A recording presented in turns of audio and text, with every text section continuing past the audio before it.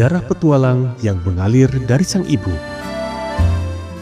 Ngomongin Luna, ternyata hobi travelingnya itu nurun dari ibunya loh. Desa Maya Waldronmeyer, ibunda Luna itu adalah petualang sejati.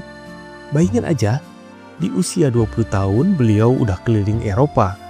Bahkan salah satu perjalanan paling gokilnya tuh perjalanan darat dari Eropa ke Afghanistan.